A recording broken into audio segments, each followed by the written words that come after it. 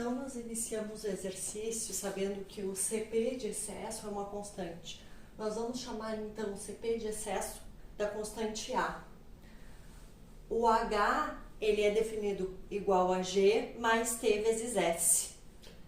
Então, o H de excesso vai ser o G de excesso mais o T vezes o S. Lembrando que o S, ele é menos a derivada parcial do G de excesso em relação a T com pressão e composição constante. Além disso, nós sabemos que o CP de excesso, ele é igual à derivada parcial do H de excesso em relação a T com pressão e composição constante.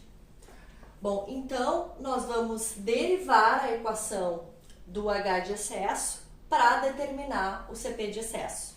Então, será igual ao d ronda T em relação a G, menos T, d ronda G de excesso em relação a T, com P e fração constante.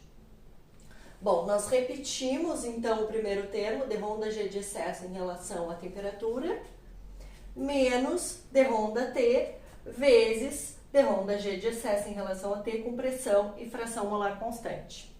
Aqui, nós temos a derivada do produto, onde o primeiro termo é chamado de temperatura e o segundo termo de d ronda G de excesso em relação à temperatura. Bom, então nós vamos repetir o primeiro termo, d ronda G em relação à temperatura com pressão e fração molar constante, e vamos fazer a derivada do produto. Menos, daqui da equação, a derivada do primeiro, que é o d ronda T com pressão e fração molar constante, vezes o segundo é a própria derivada do G de excesso em relação a T com pressão e fração molar constante, mais o primeiro vezes a derivada do segundo. Como o segundo termo já é uma derivada, nós ficamos com a derivada dele como sendo d ronda ao quadrado G molar de excesso em relação a T quadrado com pressão e fração molar constante. Bom, d ronda T em relação à temperatura é 1. Então, nós vamos cancelar o d ronda G de excesso em relação à temperatura com o menos d ronda G de excesso em relação à temperatura.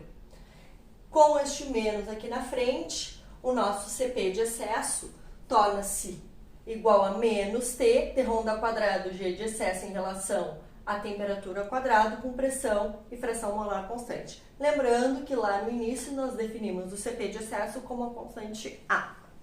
Então, esta é a equação para o CP de excesso. Bom, agora nós vamos passar o menos T para o denominador e vamos abrir essa derivada. Então, nós ficamos d ronda T vezes d ronda G de excesso em relação a T é igual a menos A divididos por T.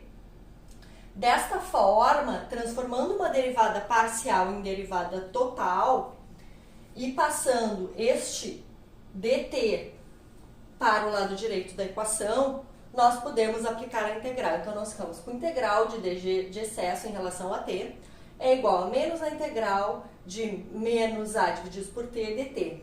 Este a como uma constante, ele fica fora da integral. Menos a integral de dt em relação a t. A integral de dg molar dt é o próprio dg molar dt.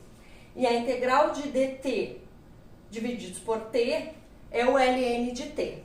Então, nós ficamos com dg molar dt é igual a menos a ln de t mais o b, pois essa integral é uma integral sem limites, então nós temos que colocar mais uma constante.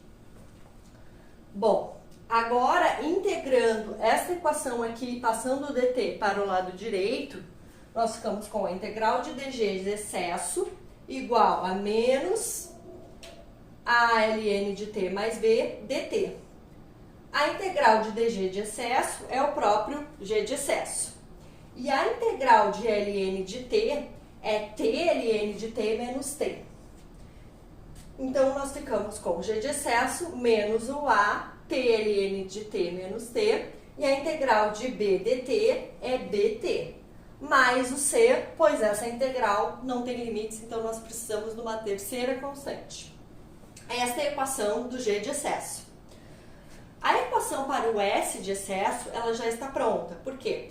Como a definição de S molar de excesso é menos o d-ROM da G de excesso em relação a T com P e X constante, nós já temos aqui, ó, dg de excesso dt.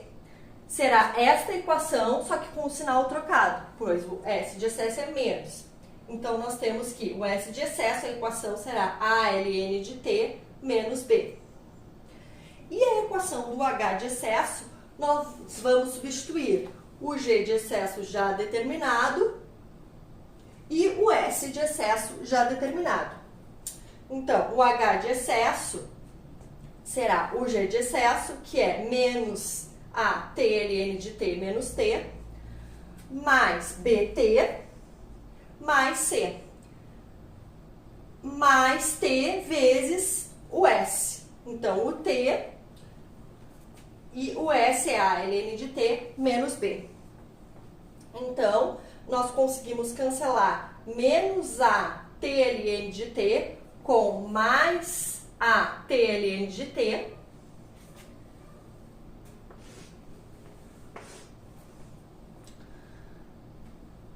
Além disso, menos A vezes menos T, nós temos que é o AT. E o BT, nós conseguimos cancelar com menos BT. Então, a nossa equação do H de excesso torna-se AT mais C. Então, a letra B, primeiramente, nós vamos determinar as constantes A, B e C. De que forma? Nós conhecemos os valores de entalpia e energia livre de Gibbs molar em excesso A298. Então, nós vamos dizer que o T0 é igual a 298,15, nossa temperatura de referência. O CP, como ele é uma constante independente de temperatura, ele vale menos 2,86 Joule por mol por Kelvin. Então, para determinar o C, primeiramente, nós dizemos que é igual ao H molar de excesso zero, ou seja, é a entalpia molar de excesso na temperatura conhecida, 298,15, menos A vezes o T0. Então, fica igual a 897,9 menos o A, que é menos 2,86, vezes o T0, que vale 298,15. O H de excesso é conhecido, 897,9. Então, o C torna-se 1750,6 Joule por mol por Kelvin. Agora, falta determinar o B. Já determinamos o A e o C. Da equação determinada na letra A, temos que o G molar de excesso é menos o A, TLN de T menos T, mais BT, mais C. Nós vamos isolar os B e vamos chamar, então, o G de excesso molar de G molar de excesso zero, pois nós conhecemos ele na temperatura 298,15. Mais A vezes T0, ln de T0, menos T0, menos o C divididos por T0. Então, substituindo todos os valores, o G de excesso a 298 molar vale 384,5. Menos 2,86, que é o valor de A, T0 298,15, ln de T0, menos T0. Menos o C, que vale 1750,6, tudo isso divididos por T0, 298,15. Então, o nosso B torna-se igual a menos 18,01 Joule por mol por Kelvin. Em um segundo momento, nós vamos substituir, então, nas equações desenvolvidas, as constantes A, B e C do item A. No entanto, a temperatura que nós queremos saber os valores de H molar de excesso, G molar de excesso e S molar de excesso é a 323,15. Então, agora nós vamos substituir a temperatura de 323,15 nas equações determinadas no item A. Então, o G de excesso, relembrando, é menos A, TLN de T menos T, mais BT, mais C. O A vale 2,86 negativo, só que é menos o A, então torna-se 2,86 positivo. 323,15, ln de 323,15, menos 323,15, mais o B, menos 18,01, vezes o T, 323,15, mais o C, que vale 1750,6. Então, o nosso G molar de excesso torna-se 344,4 Joule por mol por Kelvin. O S molar de excesso, relembrando, a equação é A ln de T menos B, então substituindo o A vale menos 2,86, ln de 323,15, menos o B vale menos 18,01. Então, o S molar de excesso torna-se 1,49 Joule por mol por Kelvin na temperatura de 323,15 Kelvin. O H molar de excesso, ele é o G de excesso mais o T vezes o S de excesso. Então, substituindo, G de excesso é 344,4 mais 323,15 vezes o S de excesso, que é 1,49, tornando-se o H de excesso igual a 826,4 Joule por mol por Kelvin. Tá? Não é pedido no exercício, mas nós podemos pensar qual seria o valor onde o H molar de excesso e o S molar de excesso tornam-se nulos para uma pressão constante e uma composição constante, sabendo que só varia a temperatura. Então, nós pegamos a equação do H molar de excesso, igualamos a zero, substituindo os valores de A e C, encontramos a temperatura de 612 Kelvin, que é o valor que o H molar de excesso torna-se nulo.